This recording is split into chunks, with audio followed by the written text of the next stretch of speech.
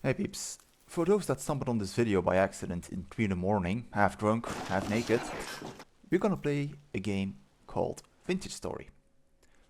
Vintage Story is a Minecraft-like game that looks like Minecraft, but isn't. I know, it's brilliant explanation. 10 out of 10, download the video, leave a comment and go to bed. For those that still are here, despite that, hear me out. The game itself plays like Minecraft, in the broad sense.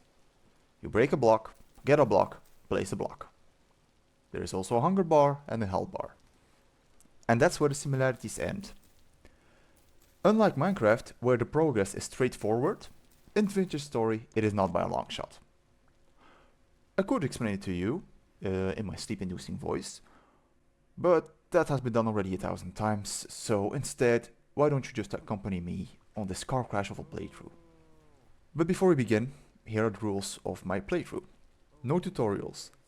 I have to figure everything out on my own with the in-game manual. The only exceptions are when there are bugs, or I'm getting stuck for 3 hours and about to lose my head. Second, no cheating or admin mode. And the last one, for the sake of my sanity, standard difficulty. I know, those seemed like simple rules, easy to remember, and however, it will be a big mistake. Because you see, I'm not that good of a gamer, and I have a tendency to lose my patience and sanity at the most inconvenient times. With all that said, you have been warned. Come join me on my adventure and steadily see me have a brain aneurysm. What the fuck is that?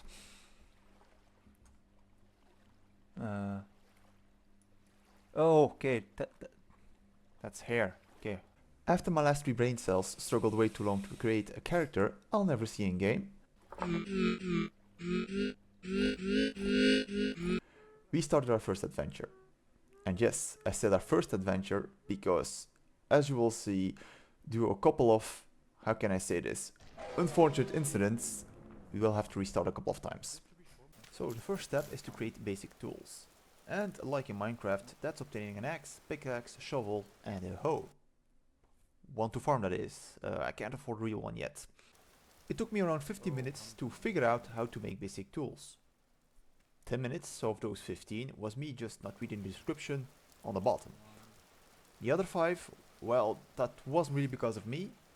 You see, the tooltip says Ctrl plus right click. Yet, for me it was Shift plus right click to put the item down. How did I figure that out? I'd rather not say. Oh, now it works. Okay. Once I figured out how to place a piece of flint on the ground, I started napping. Napping is simply putting one stone on the ground, taking another one and hitting it as hard as you can till you get the shape that you want.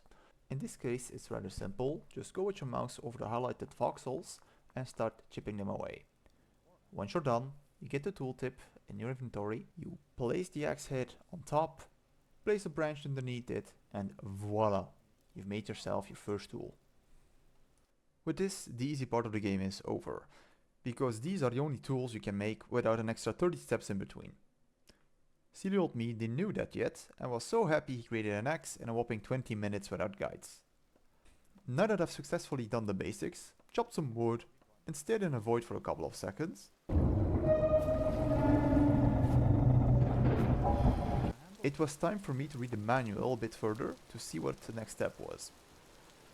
What I wanted to resolve first was the limited inventory space I had.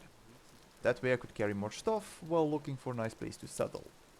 And lucky me, I found how to make a basic basket that can be crafted with basic goods that I can farm in the wild. In this case, it was 10 cattails for each basket. And since we have 4 inventory slots, we can make 40. After losing that extra brain cell that I got from creating that axe without the wiki, I needed 4 baskets and not 40. I do however need 40 cattails. To farm those I needed a knife, and since I already knew how to make an axe, I knew now how to make a knife, which is the exact same procedure. The only difference is, instead of taking the axe head, you take the knife head. Now, the only thing I needed more was those cattails.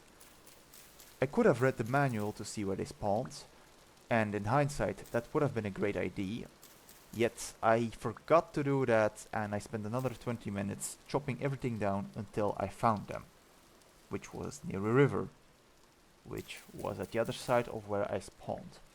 After another 5 minutes, I've gathered enough cattails to make my 4 baskets, which doubled my inventory size. And 3. Nice. As night was coming, I had to build a shelter, and like any good Minecraft player, my first house was made out of dirt. A real step up from my real house, which is made out of shit. The house still needed a door, so I chopped some more wood, read the manual for another few painful minutes, and made myself a crappy door. Now, why do I call it a crappy door? Well, first, it looks like crap. Second, it has a chance of breaking every single time you use it. Let's hope that won't be a problem in the future. As the night is cold and the creature of the nights are lurking in the shadows, a good caveman makes himself a fire. For this, place some dried grass on the floor and pile 4 blocks of firewood on top of it. Dried grass can be farmed with a knife by simply cutting some grass, and the firewood you get by combining an axe with a piece of wood. To light a fire, you either need a lit torch or a fire starter. To make a fire starter, you need 2 branches and a piece of dried grass. Combine them and you are ready to go. After pressing Ctrl plus right click, smashing my desk because it was not working, realizing it's Shift plus right click, I started a fire. I wanted to do some late night exploring, but considering I can't see a damn thing outside, I decided to stay inside for 20 minutes and read the manual again. There's still a lot I have to learn, and while I can't do anything at night, might as well make my time useful. After straining my head too much with words I barely understand, I decided to go fishing in the morning. Since you know, we also need food to survive. Currently, I've been surviving on berries I keep finding around, but they don't really provide a lot of saturation. Meat in theory should provide more, which in return would give me more time to explore. The hell? Oh, there's a building here. And the sky is bleeding. While reading in the night, I discovered we would need clay. Clay is used for nearly everything. Building, storage, food, tool mating. Tool mating? What? What I meant to say was tool making or even a chastity belt if you feel like it. The problem is finding it, because I have no idea what to look for. However, if we use real life logic, it should be near water. So I took everything I got and I went exploring. After running around for the whole day without finding anything, I went back only to find this. Oh, are you kidding me? If you didn't notice, that clay was actually standing right next to my base, and I simply didn't notice it because it was too dark when I went outside.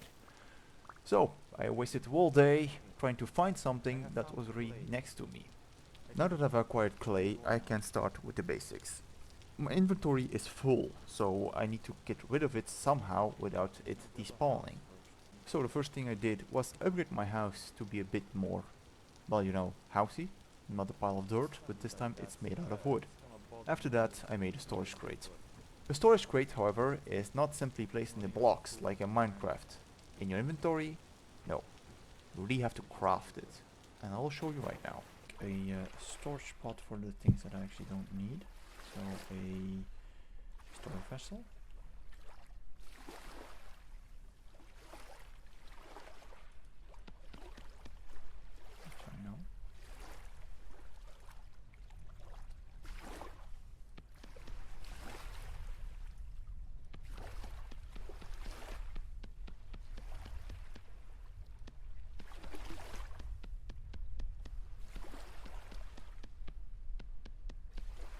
As you can see, it takes quite a bit of time to craft something.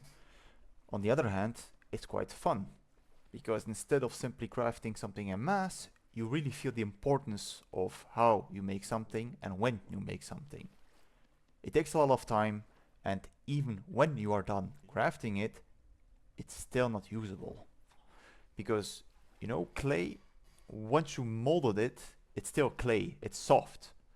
And like in real life, you first have to cook it. And by cooking it, I mean burning it in a fire pit until it's hard. To make a fire pit, you first have to dig a hole that's 2 deep. Then you place the item that you wish to cook inside. You fill it with grass, dry grass to be preferred. Then you add some branches and you add some firewood.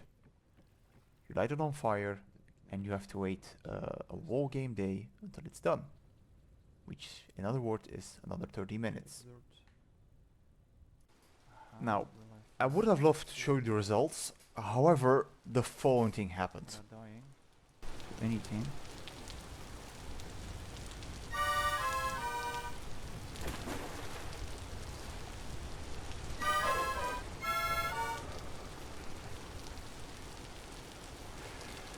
I'm so fucked.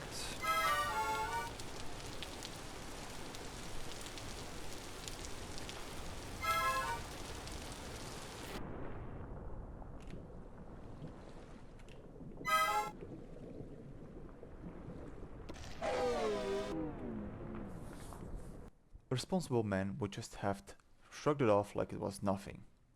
To be fair, it's the first time I played this game, so why would I be mad? Why would I be mad? And I'm out. After smashing my head against the wall, I took a break of the game and left it for the next day. So, with this, the episode ends. If you enjoyed my video, do leave a like, leave a comment, and I see you next time. And if you didn't enjoy it, well, in that case, I'm happy I wasted 12 minutes of your time.